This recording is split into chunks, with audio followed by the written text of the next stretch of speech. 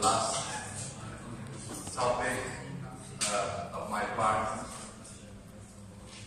that introduces a new feature for the Windows API, the Win32 API. Again, this is something that could be included in the theory part of the exam. Well,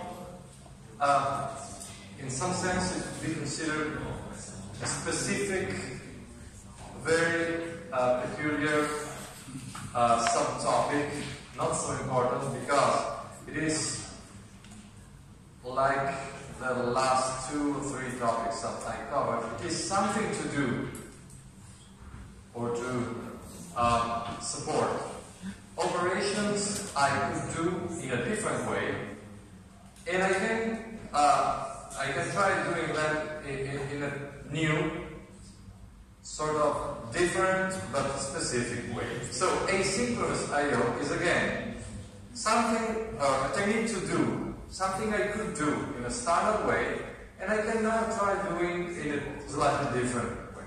I'm trying to reuse this subject, so also in such a way that you can review common and interesting concepts of concurrent programming, and maybe you can think about how to plan a solution to a given problem. So I would say that hidden in the solution we will see there are also strategies that could be useful for you in terms of the programming part of the exam. Okay, so first of all, asynchronous. We're talking about asynchronous I/O. Again, let me point to the chapters of the programming examples that you could simply take as a reference to see what we are talking about. So the topic is, at least in the book, it is chapter 14. So it is chapter 14 of the hard book, Asynchronous I/O. This could be interesting to you to review the idea of overlapped structure in file-based I/O. It could be interesting to review some concepts on events, and it is covered by problems in chapter 14. In chapter, no, not this one. In chapter 14, you have a few examples that are CCI multi-threaded, CCI OV, and CCI, well, I guess the other is computed, we'll see. But there are examples, let me open this one just to check if it is the right one.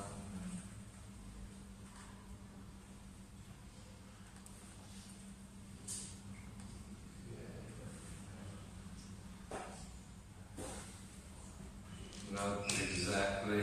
I will try and find it later on. There is also another variant of the same functions that is in chapter 14 of 3rd edition. So, you know, there is the 4th and the 3rd edition. The example in the 4th edition is based on the Caesar protocol. In edition 3, same chapter, you find ASCII to Unicode, which is relatively the same problem, taking one file, reading the file, producing an output file.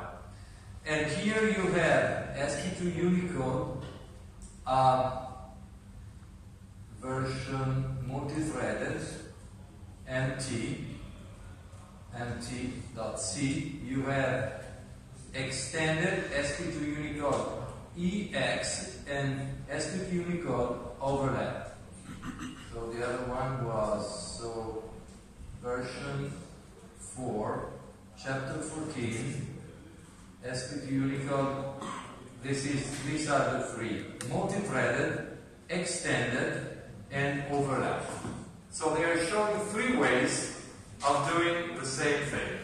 And the one marked multi-threaded has nothing new, in the sense that this is the version where you are exactly working with threads and standard I/O. So here there are three examples, and the three examples are the one marked multi-threaded before chapter 14. So something you could be doing without knowing this chapter, and then two variants of what is taught in this chapter that are marked OV, overlap structure, and XEX, extended I/O, with completion functions. Okay, so first of all, some little theory. What are we talking about? We are talking about asynchronous I/O, and then we will introduce two techniques for asynchronous I/O based on overlapped I/O, the so-called overlapped I/O, and extended I/O. Two variants of the same basic idea. Now, what asynchronous I/O is? Motivation. Well, first of all, what asynchronous means? Asynchronous means the contrary of synchronous. Where typically synchronous has to do with things that should happen together in time, and asynchronous means unrelated in time. If I'm asynchronous with respect to something else, if my timing is not directly related to its or his timing. I mean, something else is happening, I want to avoid being synchronized, where synchronized means that my timing is related to that. So the idea underneath synchronous is the following, or the preceding one, means synchronous, asynchronous. There are two other terms that are often used in this framework and are somehow related or synonyms, partial synonyms actually, of synchronous and asynchronous, that are blocking, non-blocking. And the idea is that you should be careful in this as in other frameworks, because pretty much often terms are used with slightly different meanings in different frameworks. So it is clear to us what synchronous and asynchronous means. Blocking and not blocking means blocking that I block you or block something, and not blocking and not blocking. This is clear, but this is generic. And as always, the devil is in the details. And depending on the framework, people, of course, are not using the same term with a unique meaning. But take any dictionary and look for any word, you will find several meanings of the same word in different frameworks, and variants of usability or usage of the same term. So, in this particular context, typically synchronous means blocking, in the sense that if I want to synchronize with something else, supposedly, if I'm too early in asking for that something else, I will be blocked until that something else occurs. If I'm asynchronous, it means that probably I will not be blocked by something that I want to be related in terms of time.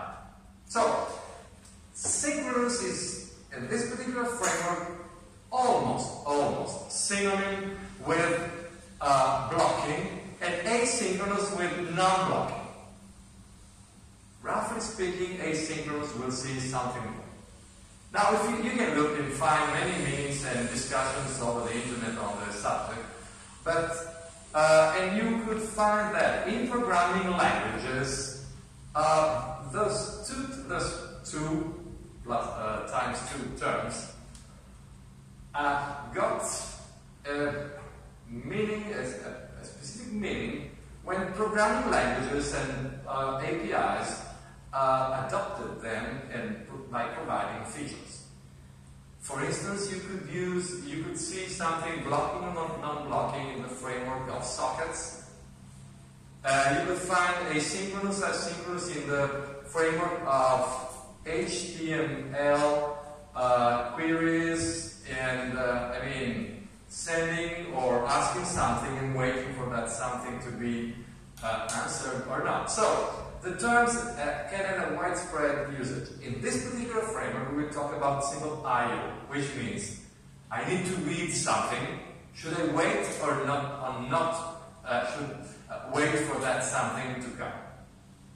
Now, what's the motivation underneath? Because it is pretty much understandable and probably intuitive that if I want to read something, why shouldn't I wait for that something to come? If I should write something in output, why shouldn't I wait for that output to be done before doing another output? For the simple reason that I may want to do something else in between. So, for the simple reason that is at the base of any concurrent programming scheme, instead of waiting, I can spend my time doing something else. This is the simple reason. So the motivation is that input and output are inherently slow with respect to other processing due to, well, you can know the detail, ignore the detail, but this was the real motivation to introduce concurrent programming. CPU idle, why don't you try to exploit that? But the first idea was, I'm involved in I/O, the CPU is idle, okay, I will be waiting. CPU, give the CPU to some other process. So, under the assumption that there are many tasks to do, I can synchronously wait and do nothing. Simply let's yield the CPU, let's give the CPU to some other task. Here the motivation is, why is I/O slow? I guess you know. Some knowledge of hardware, some knowledge of technology can lead you understanding that the CPU and the RAM memory are fast. They are much faster than typical I/O devices. Okay, final sentence here. Relatively slow data transfer between physical device and physical memory. Waiting for data to be written in a file, in a socket, on a file, on any kind of networking device. So, should I wait or not? Here. What does it mean asynchronous I/O, which means here? Can I try to operate an I/O operation in something that I can call asynchronous? So here we have three solutions, one of three. Windows asynchronous I/O, overlap I/O, solution number 2, completion routine, solution number 3. Let's move to solution number 1. Well, do I need to do something concurrently? Let's use threads, let's use processes. So the idea is the following. Do I expect to be blocked on that particular I/O? Let's do it on a concurrent thread or process, and let's do whatever I'm willing to do in parallel on another process / thread. This is reasonable. So, each thread within a process performs normal synchronous I/O, so it is allowed to wait. Because the programmer, the software engineer, has exploited the idea of specifying different threads. So depending on your application, it's up to you to take into account load balancing and the possibility to always have something to do. But this is not so easy. It is a design skill. You have to understand what is the general job you are planning, how many subtasks are you thinking about doing or not doing, what could be done in parallel in concurrency, and how you partition the data and task. Typical parallel concurrent operations have two ways of making things concurrent. Data partitioning, task partitioning. Data partitioning means my data are large. Can I slice them? Can I partition them in smaller chunks and do the same or different operations on each of them? This is data partitioning. Pretty good if, of course, your program can operate in such a way. Task partitioning means I have a single data and I have to do different operations on that data. Now, if the operations are somehow unrelated, I can do them in parallel, or I can try to do in a coordinated way, and then merge results, and the task to be heavier in partitioning or in joining results. But this is a different strategy. I need to do A, B, and C operation in the same data. Let's do them in parallel. And you can have, of course, mixed approaches. So here, the first idea is the following. Suppose we have to operate the Caesar code, and let's look at multi-thread. Okay, this is how it works. Okay. Sorry. Cancel this. So this is CCI multi-threaded. We have the following idea. Single file. For each character on the file, we need to convert that character to a different character. So the operation to be done is the following. Read file something, modify that something, write that something to a different file. So the operation is clear. For a given amount of iterations, I need to process data from that file, do something, so read, do something, and then write that something to file. Okay, so this is what I need to do. Now, the idea here is the following. Can I try to operate in a different way following this kind of pattern? Let me show the pattern from the slides here. Suppose the pattern is the following. I have records. This is related to ASCII to Unicode. So we have the slides that are still on the conversion from ASCII to Unicode. But the idea is the following.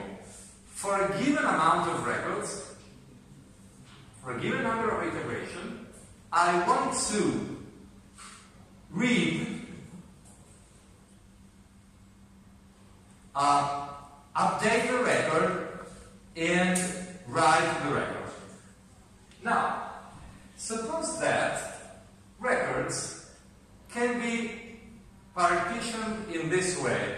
So, I have a thread, suppose the records have a fixed length, and we can partition the file in record number 0, number 1, 2, 3, 4, 5. So, same as you have a book, or not book, with 100 pages, and each page needs to be translated from one language to another language. And I want to plan things in this way. I have 4 translators, and translator number 0, the task of translator number 0 is take record 0, translate it, and write in number 0 in the output file. After that, she is going to read record number 4, translate it, and write. After number 4, number 8. Translator number 1 is translated record number 1, then 5, then 9. And so on and so forth. We have translator number 2 and translator number 3. Which means I want to make translation parallel. Of course, in terms of performance, this is meaningful if, and probably only if, the task to be done is worth making it concurrent. So if translation is a snap of my fingers, so if translation is very fast, so I/O is going to be dominant. If this translation is non-trivial, it could be worth making things parallel. Which means my typical activity would be reading, doing something, writing. When I'm reading or not translating, the CPU is going to be occupied and used by another thread that is translating and not reading or not writing. So this is something that can be done. So, as you can see here, you can have, so you can see that you have a thread that has a context while something not finished. Read file. After reading the file, in the buffer, and buffer is here. Buffer is an array. Here you go. An array of record size. How much is the record size conventional? So it is often something that you have to decide how many bytes am I going to read in a single read file. How many bytes am I going to write in a single write file? Of course, quite often, the amount of bytes will correspond to the size of a C structure or the size of an array. But nothing prevents you. Suppose you have a string to be written to file or read from file. It's actually up to you to decide if you want to loop on all characters of the string and output by means of writing or reading if you are in the other direction each character, or you prefer to do a single write for the overall string. Of course, we should probably assume that a single write or a single read can be more efficient in terms of overhead, of course. But you have examples of programs looping on all characters, and you have examples of programs. You have sometimes you have extreme examples in which a single read or a single write can be used for the entire file. Of course, in that case, you assume to have a buffer in memory that is large enough to hold all data from file or to file. So here, the idea is the following. I have a record size. How much is this record size? Let's take a look. Record size is defined here quite large. 16K. Because simply somebody decided that the format of that file is compatible with this size. Sometimes the format of the file is under control of whoever decided how the file is being written, or how the file needs to be written. In last week lab, as far as I understood, you had to process files in which fixed length records had a given size. Sometimes it is unclear who is going to decide the size. So, is the programmer aware and does the programmer know the size, or should she expect to detect the size from the file size, from some format of the file? Both possibilities are available in different applications. Of course, if you know the size, this is better. In this particular case, the programmer said, I know the size, big, 16K bytes.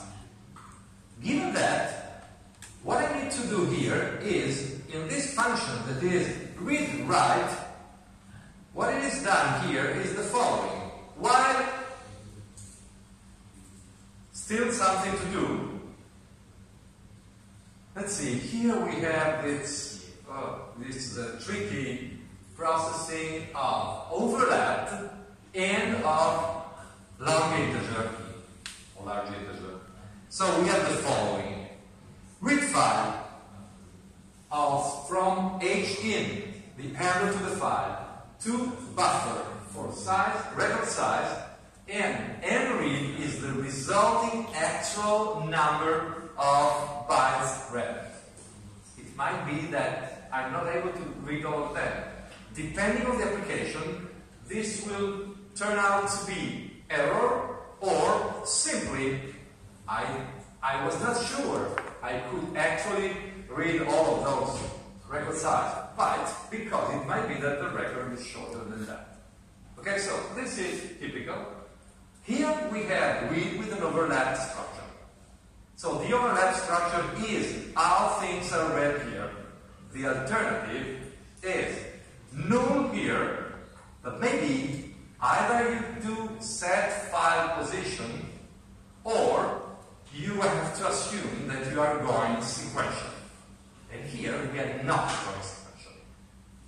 Okay, so if you do not read in a straight sequential manner, we have to reposition the pointer in the file after each operation, or before each operation, or we rely on overlap structure. So this is an example of overlap structure. So this means that before reading, we need to set the overlap structure. We have two overlap structures here because we are reading from one file using overlap read right into the other file with overlap write.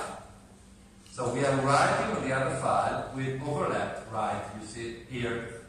So overlap read and overlap write are declared here as two structures. In the stack, they are not allocated dynamically, they are two structures, all initialized with zeros. So the semantic of overlap structure, I think you know that. But here, initialized this way, and overlap read and overlap write are simply set to,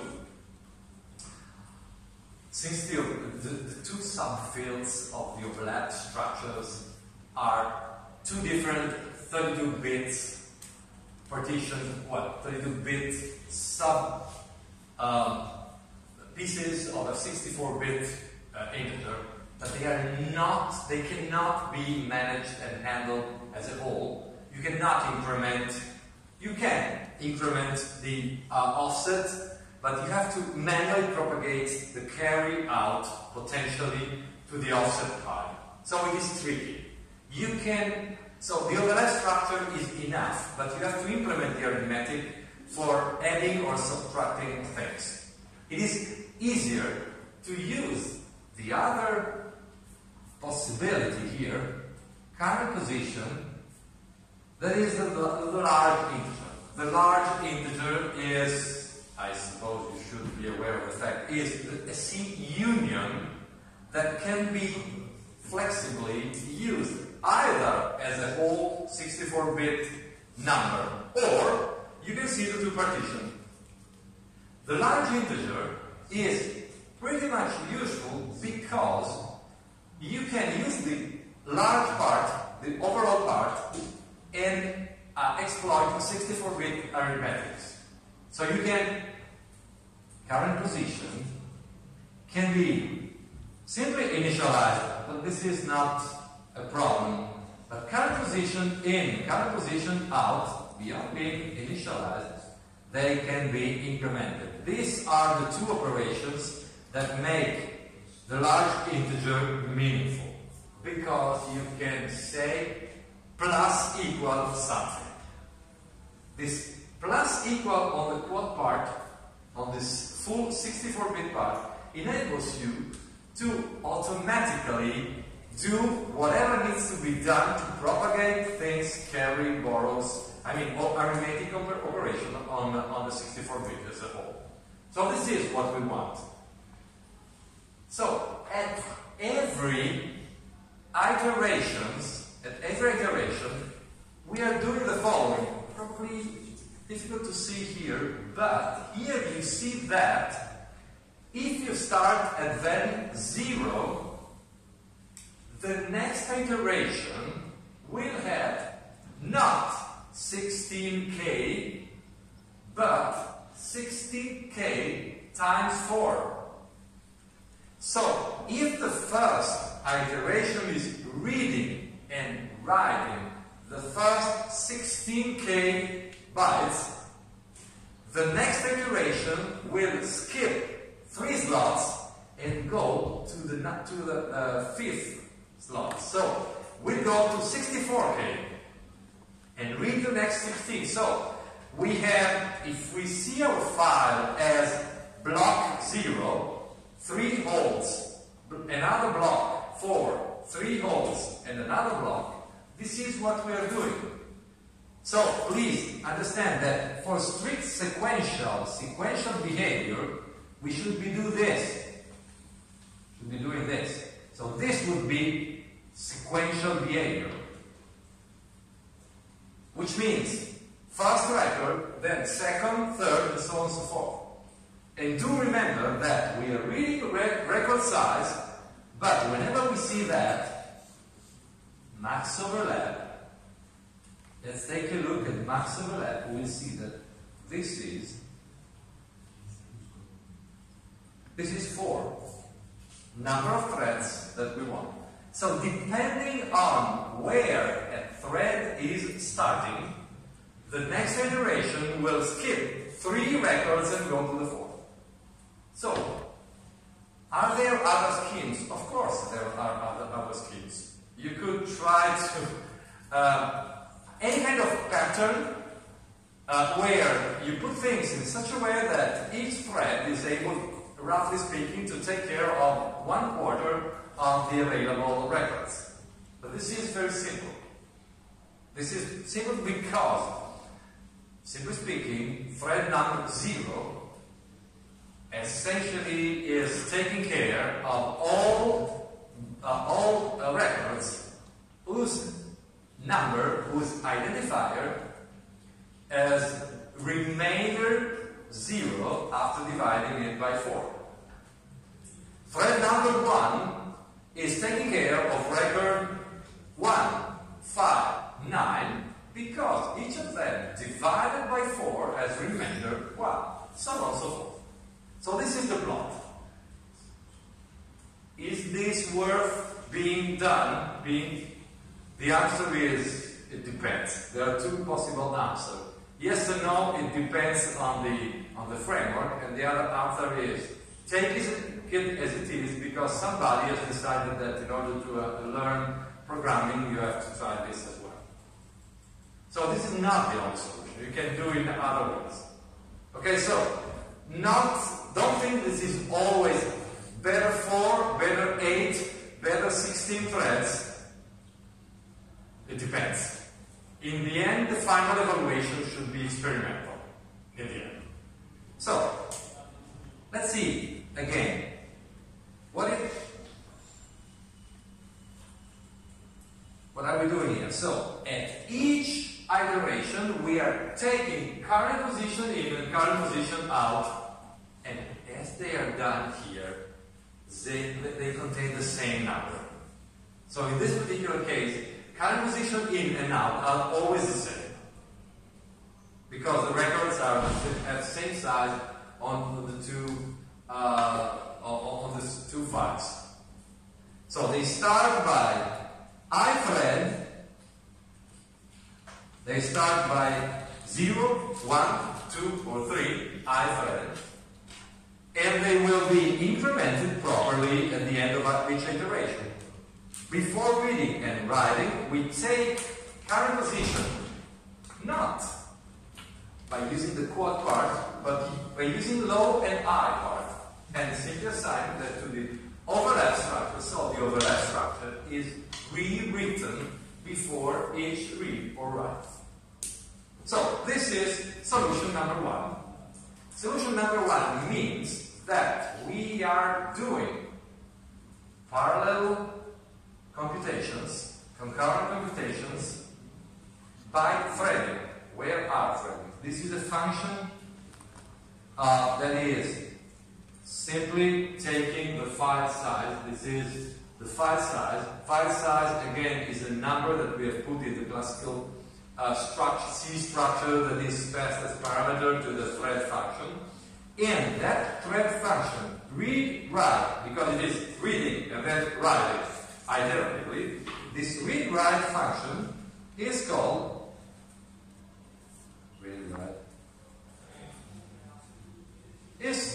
here the internet's create thread. It is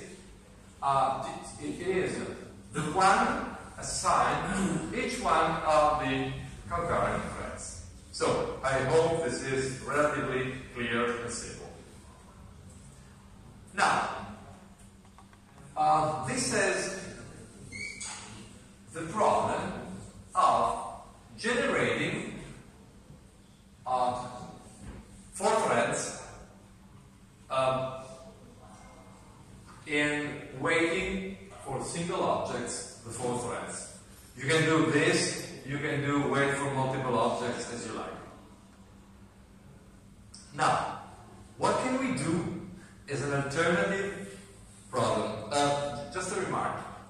In this particular case, you don't need extra locking or mutual exclusion stuff, because the portions of the file in which you are reading, and this is not so problematic, and writing are distinct and clearly separated from thread to thread. So each thread has a clear subset of records in the file that are under its responsibility.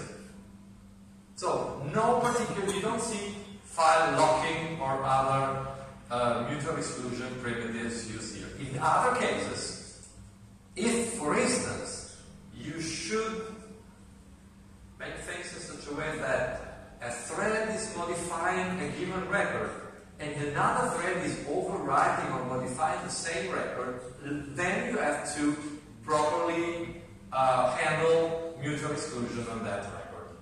This is not the case here. Okay? So this is how things are expected to work in this particular case. Now, let me move to the problem here and see what are all these overlap I/O. So, let us be very clear.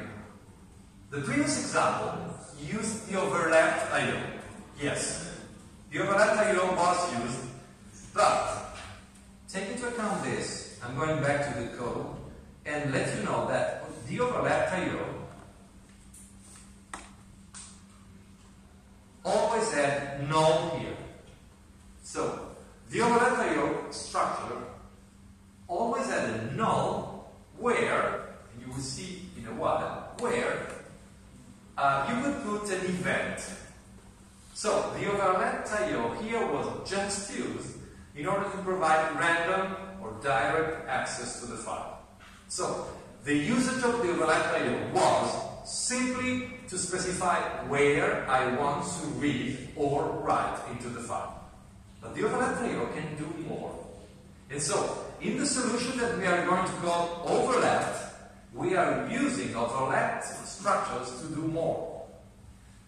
So the overlapping structure is used in the following way. A thread is calling file read, file write, not waiting, so non-blocking, not waiting for the execution of the I/O. A thread continues execution after issuing a read, write, or another I/O operation. Which means, in the previous solution, we had a main thread detaching or creating thread 0, 1, 2, and 3. Each of them was expected to do I/O, wait, another I/O, wait, another I/O. Here, we just have one thread of execution that is doing the following. I/O, not waiting, I/O, not waiting. So, starting I/O for record 0, 1, 2, and 3, not waiting, and simply go. So, here we are now trying to plan a different scheme of execution in which a thread is, just for now, simply in charge of starting the I/O. And by doing that, it is sort of detaching, creating mini threads or I/O threads.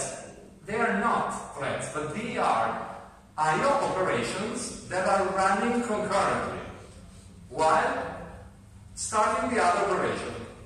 So, a thread continues execution after issuing a read, write, or another I/O operation. A thread, but the problem is, am I supposed to wait or to need a notion of has the previous I/O operation completed or not? So am I supposed to fully disregard the completion of the routine or not? And since in this particular application the answer is yes, how should I start reading the record number 0 and then write a modified version of record number 0? Should I expect the reading to finish before converting with the Caesar called operation and then write? So I mean, writing of record 0 is waiting or not for completion of reading? The answer is yes. But what I want to do is the following. Read record 0, read record 1, read record 2, read record 3. Then, has record 1 read previous one, record 0 completed? If yes, okay, let's convert and write 0. So what I want to do is start many things in parallel and then, of course, wait for some of them and then start the next one. So let's see how it works, and then we see the rules of the game. So let's see the example first. The example will be the following.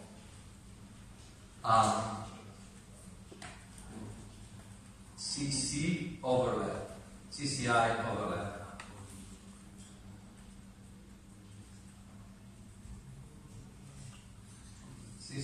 overlap is working in this way. First of all, max overlap is for, well, record size, slightly different, but not a problem. Tmain, create file for reading, create file for writing, getting file size in order to compute how many records I have. Number of records is the file size divided by the record size. This plus record size minus 1 is simply due to the fact that we don't know if the last record is actually full or not. But the idea is size of the file in terms of characters divided by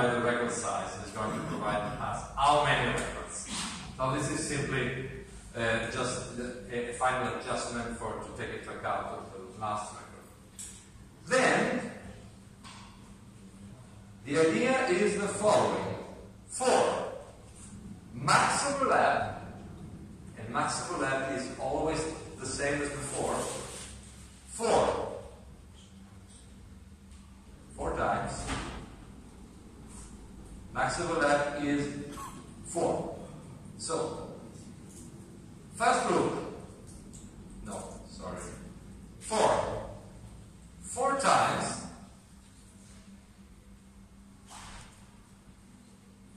set the overlap in. So, decide where to read and read file from the overlap in. So, as far as I understand here, for 4 times, we are doing a read. Which means, do I just need to read 4 records? No, of course. So here I start the reading of the first 4 records. Then, here, command, all read operations are running. So, start read 0, read 1, 2, and 3. They are running. They are not concurrent. It wasn't. You didn't see create thread. You just saw file read. Read file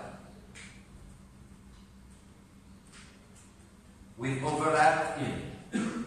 We see how this overlap has to be specified. But it was read file. Now, when all read operations are running, while I will do the following. While something still true, for a given amount of times, I will be doing the following. Wait for multiple objects, which means there are some concurrent I/O operations that are now active. For the first time, there will be 4 reading active. I will be waiting. At the completion of either of them, and notice it could be operation number 0, operation number, read number 1, 2, or 3. Whenever one of them completes, notice we are waiting for multiple objects. False, which means I'm not waiting for all of them. I started 4 reads. I'm not waiting for all of them to finish, just for one of them. So, suppose reading number 2 completes. What I will be doing here, if number 2 completed, let's understand it is number 2 and not number 1, 0, or 3. And so, operates as a consequence. So, if read number 2 completed, let's convert data and then start write number 2. Which means, after a while, there will be 3 concurrent reading left and 1 write. After a while, maybe read number 0 completes. I will take the result of read number 0, I will convert and start write number 0. And it might be that after a while, maybe right before read number 1 and 3 complete, maybe the write number 2 that I triggered later, but it has been quicker, maybe write number 2 completed, and then we start read number 2. So, I mean, my general framework is the following. I'm waiting for 4 out of potential 8 operations. The 4 out of 8 are either read 0 or write 0. Either read 1 or write 1. Either read 2 or write 2. Either read 3 or write 3. no chance of having read 3 and write 3 concurrent. Because either I'm reading on my virtual thread number 3, either I'm reading or writing. Conceptually, I have 8 potential operations, out of which just 4 of them are active. My task is, anytime my wait for multiple objects will be signaling, will be telling me something has occurred, I need to understand what that something was and react. So here you see, how many records do I have? I have the number, how many waits should I have? Suppose I have 100 records, which means 25 for each of threads, for each of the threads. For each of the threads, I will be, for each record, waiting for the read and then waiting for the write. This is the reason why, if I have globally 100 records and I started the first 4 reads, and at each iteration I'm waiting for an operation and starting another one, overall, the number of waiting that I will be doing is twice 100. Again, 100 fully, 25 for threads, overall 100 couples read and write. So wait, while I wait less than 2 times number of records. Now, I need to properly organize an array of handles on which to wait, and this array will be an array of events. It could be semaphores, it could be something, provided that somebody is signaling what I'm waiting for. The rules of the game is that people in Microsoft, in this particular domain, they preferred events. Since they invented events, they wanted to show that they were better than semaphores. And so here you see events. Why do you see events? Because you do not signal events manually, they are automatically. So that particular I/O operation, asynchronous I/O operation, is expected to trigger the event automatically at the end of when the I/O is completed. So that asynchronous I/O has the following behavior: not blocking, not waiting, but if you like, you simply need to wait on a specific event. Where is the event? The event should be in that, what was it, no pointer in the overlap of the structure. Please put me there, the pointer to the event. When you pass the overlap structure to the I/O operation, if the I/O operation, if the overlap structure includes a pointer to an event, it is assumed that this will be the event to be signaled, to be triggered at the end of the operation. So this is the reason why, unfortunately, if, and only if, you want to wait for multiple operations, you know that you need an array of handles. This is the reason why when you create threads or processes, you have to store the handles in an array, dynamic, static, an array of handles. It might be that the handles are duplicate because you have pointers somewhere else. So what happens here? It happens that you need to create those handles. So you open the files, and then you get the file size, you compute the number of records, and here, for each of the 4 virtual threads, you are going not only to read file. Before reading file, this is done once for all for record 0, 1, 2, and 3. For each of the virtual threads of execution, you are going to do the following. Create an event. This is an event for reading. So these are the 4 events that are expected to be signaled upon end of a reading. And these are the 4 events that are expected to be signaled upon end of writing. Now, in the end, we need an array of 8 events. 8 events, because you don't know. Whenever you are waiting for termination of a generic 1 after 8 operation, and you know that just 4 of them are active, so they are likely to trigger an event and the other 4 not. The good solution here, you could do different, but the best solution here is, let's collect all 8 events. Even though I know that 4 of them are not going to trigger anything, let's wait for all of them. This is safe.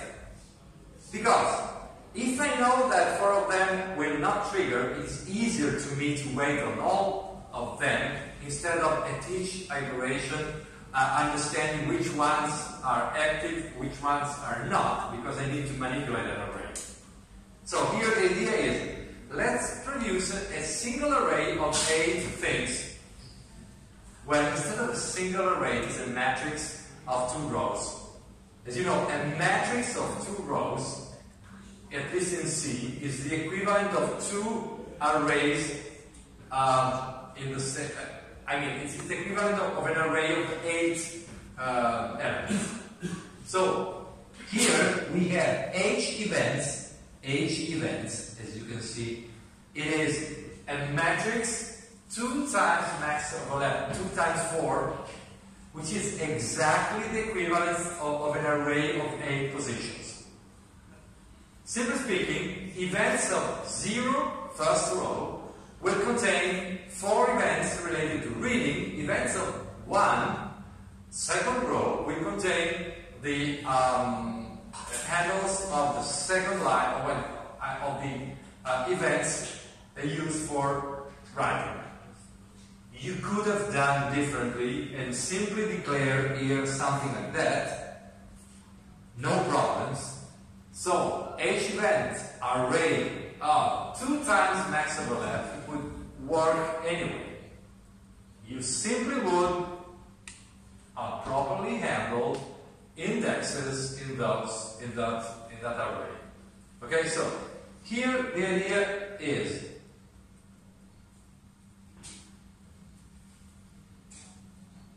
for thread number 0,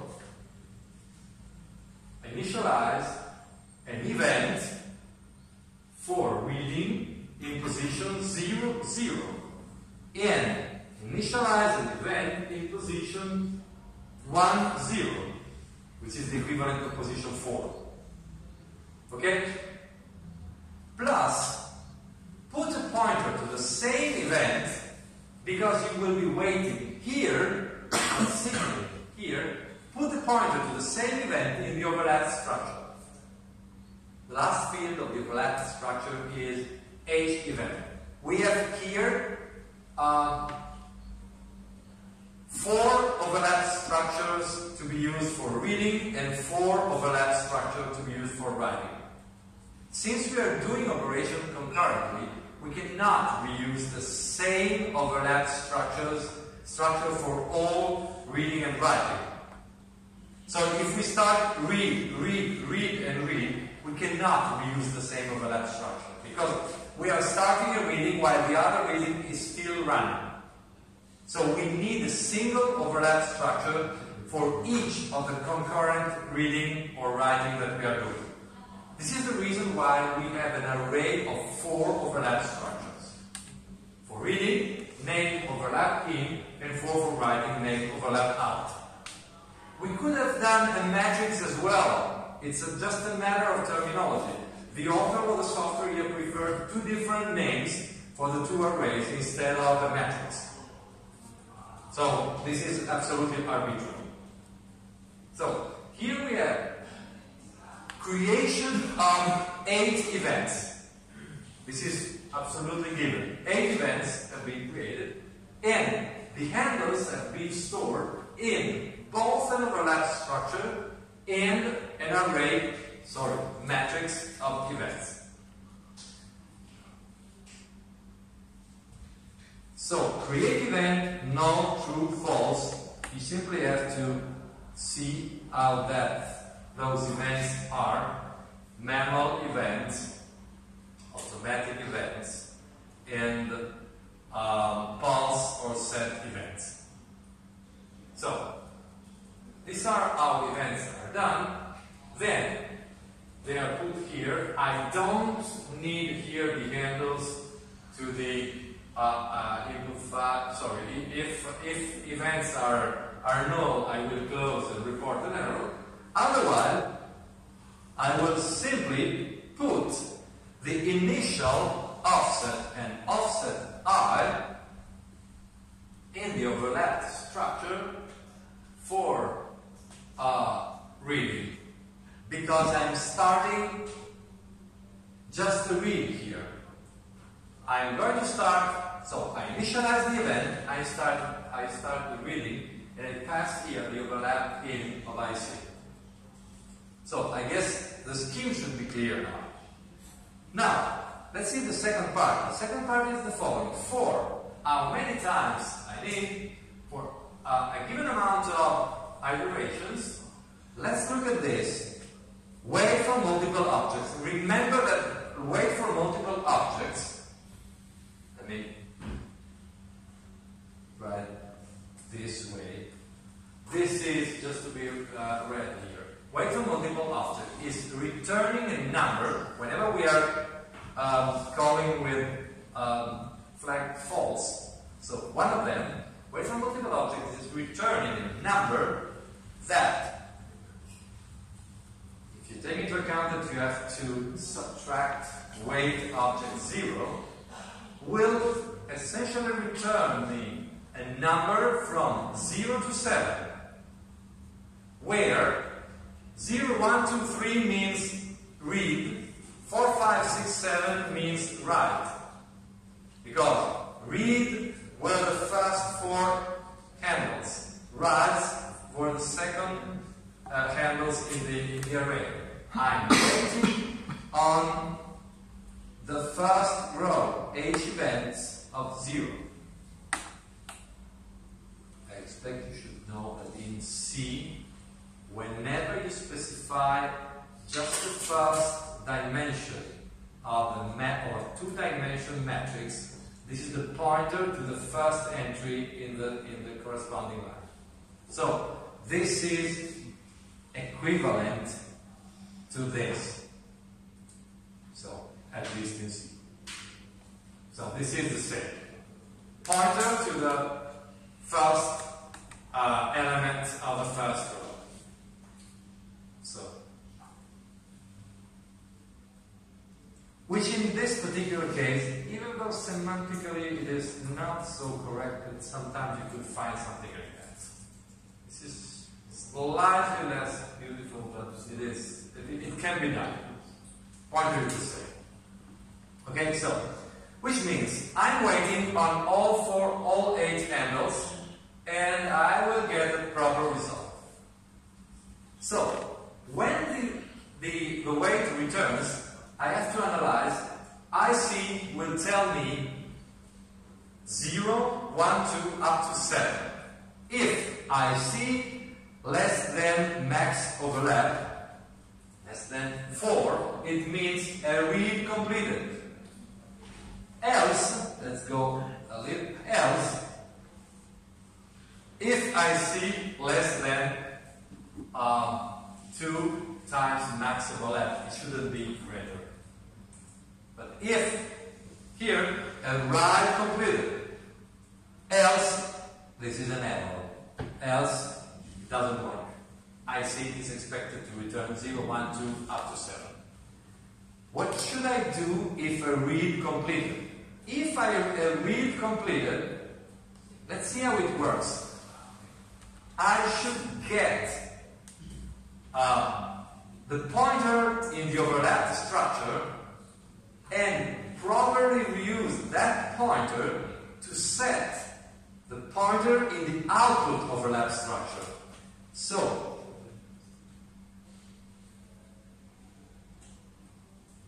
this is going to be what I need to do. I'm doing current position input obtained from the overlap input and set to the overlap output. Please notice that transfer copy from the overlap pointer to a long pointer, long integer, needs to be done on a 32-bit basis. Whereas transfer from current position in to current position out can be done overall. This could be avoided, of course, because you don't need any kind of processing. So you could simply use position, current position, without specifying input on or output. Because, you see, they are going to be the same. But semantically, it is probably more correct in the sense that you have a pointer for input and another pointer for output. But current position input and output are the same, and you transfer here. For what you can see here, you could have done overlap output IC dot offset equal overlap input IC dot offset. So you could have directly copied the two subfields of the overlap input in the overlap output. It would be the same. In general, if the positions in input and output differ, this is a better scheme. Okay, so but the idea is that you have to compute the overlap output position, offset and offset out. After that, we process the record, and the record processing here is pretty much a standard. You have to, in the buffer, and here we have one buffer for each of the threads. In the buffer of IC you simply add C shift. So you should remember that the Caesar code is adding a given amount to each of the characters. So this is a task to be done on the characters. So you do that and you write file with overlap output. So it is another overlap structure. Before doing this, you simply have to check for errors. So before doing this, here you have a check that the overlap result, you can get overlap result is expected to be true. If get overlap result is false, this is going to be interpreted as an error, so you report an error. And the event needs to be reset. Resetting the event is conceptually here similar to what you will be doing when you wait for several threads to be completed and you remove one of them. So you don't want to be signaled by the same event again. So it's important to reset the event, which is a memory reset event. Memory reset event is important because it is triggering potentially in the future. So pulse event here you risk to miss some events. Okay, so reset event and the same. Let's see for write. Whenever a write completes, you do a dual job, which means get overlap result again, reset the event, but beyond IC,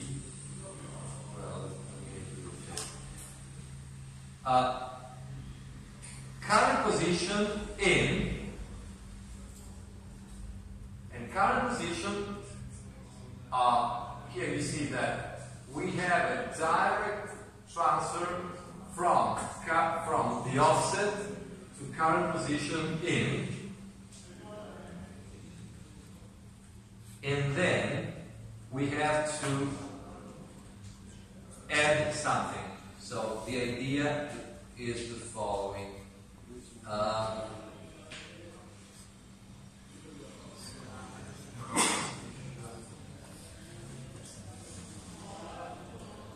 started to read. Now I forgot what this. Oh, here it was. Here I missed this. After a termination of a reading, or at each termination of a write, you have to increment the next read. So, when completing a read, the position for writing is the same in the other file.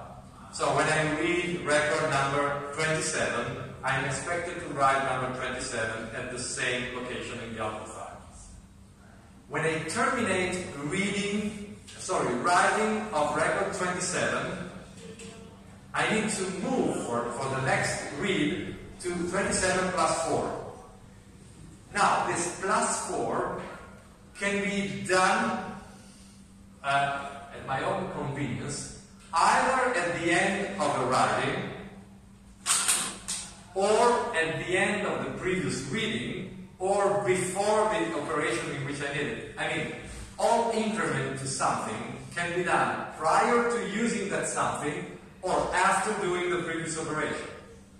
So, increments can be done at the beginning of the iteration, at the end of the previous iteration, and here, since I have a counter for reading and one for writing, and the one for writing is directly taken from to the one from reading, the increment is done after triggering the writing, so reading completed and writing. It could have been done later in the writing. It is a choice of the programmer. So here the idea was the following. Whenever I ended a reading and moved the pointer to the writing, let's immediately increment the reading pointer. So current position, one point. Which means that whenever an output, a write is completed and I need to trigger another reading, I can simply set, not here, I can simply set current position in and current position out for the next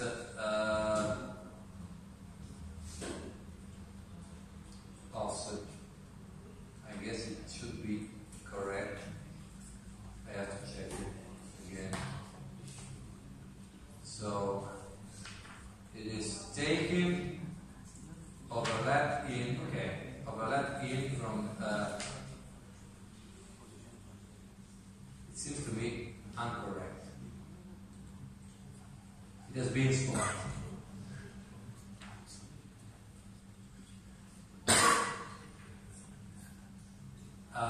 I think it should be done the other way, but I'm not sure. At least in my understanding, it should be this way. Then, if I'm not correct, I would be wrong.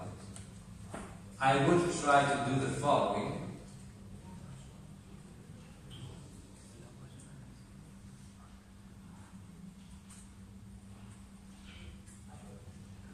And this.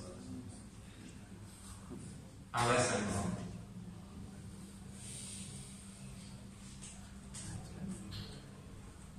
I would be doing that, but oh no, yes. If it works, then I trigger read file. Again, we have to check, debug this. The idea is that I need to update the pointer. So, this is a scheme in which there is one single thread working. So, let's in few minutes overlook the rules of the game and then we make a break.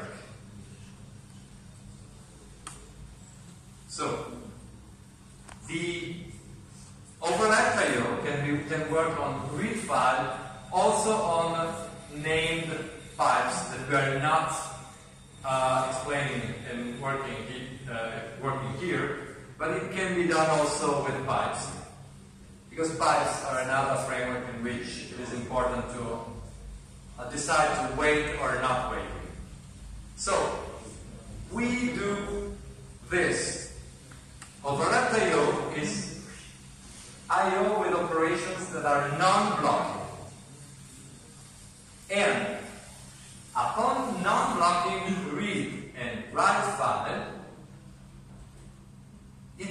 means that we cannot rely on the result. So the return operation, the return function, will typically return true, and the number of bytes actually written or actually read is not meaningful. Do not expect, you have the value, you pass the pointer, but that pointer, that integer is not valid, it is not meaningful. So if you do read or write file and you pass the pointer to a double word, do not trust this value. Not useful to indicate successes or failure, the return function. The operation is pretty much likely to be still undergoing. Consequences, this is what I would say. The return number of bytes is not useful. The program is allowed to start many operations. So, if you do these many operations, it is absolutely mandatory that you need to use the overlap structure.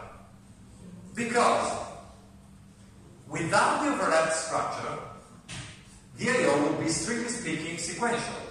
But how can an I/O be sequential if the previous operation has not completed?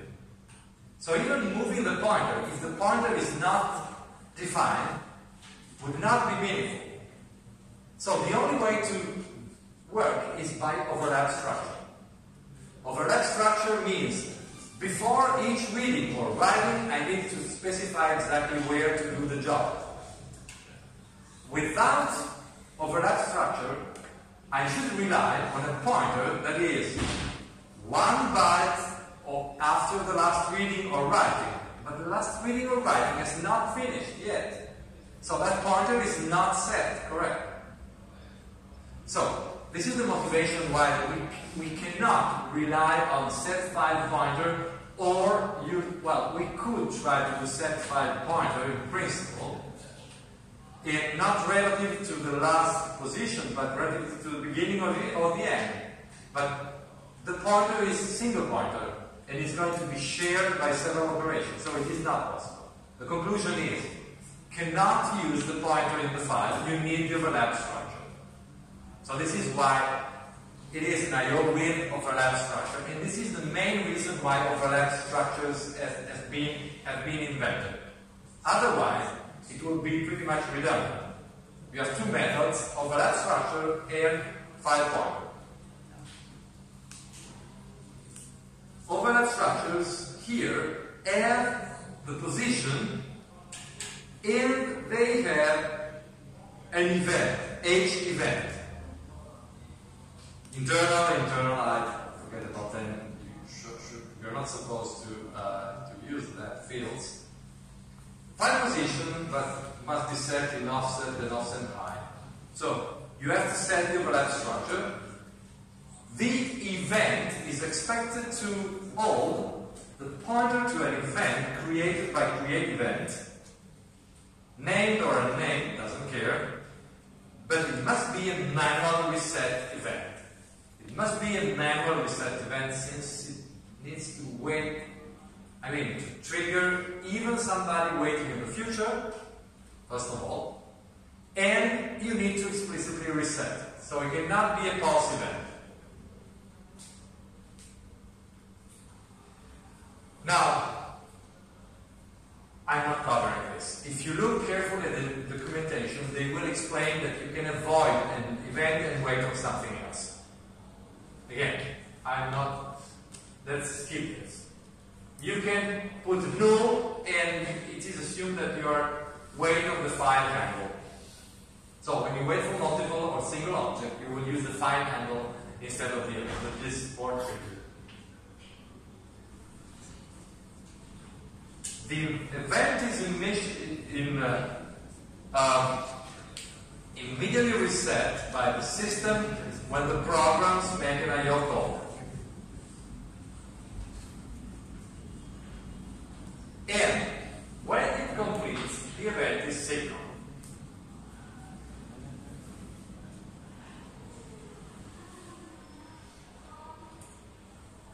So, even when you created the file with the handle synchronous, you can use the overlap structure as you have been using maybe a few weeks ago. So, in the end, the difference is the following. When you create the file, this is where you're putting overlap.